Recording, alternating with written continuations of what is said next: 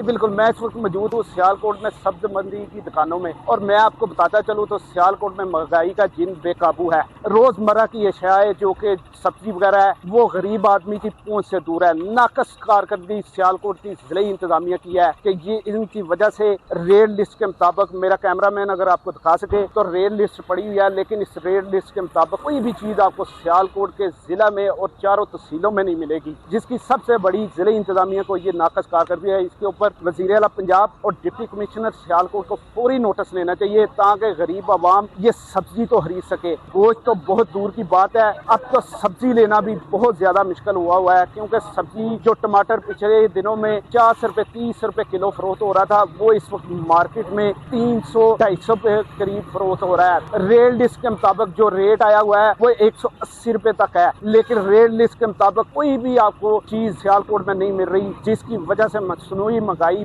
बहुत ज्यादा है, जिसकी वजह से गरीब आवाम परेशान है। उनका यही कहना है कि खुदारा जिले इंतजामिया को इसका नोटिस लेना चाहिए। इतनी महंगाई है, पहले ही बहुत ज्यादा महंगाई, लोग शेडिंग और बिजली के बिलों से परेशानी है, और घर की रोजमर्रा की जो जिंदगी है ये सब्जी वगैरह खाने की, ये भी अब उनकी पहुंच से दूर है। इसलिए वज़ीर आला पंजाब और डिप्टी कमिश्नर बिलखसूस इसका फौरी नोटिस ले। जी।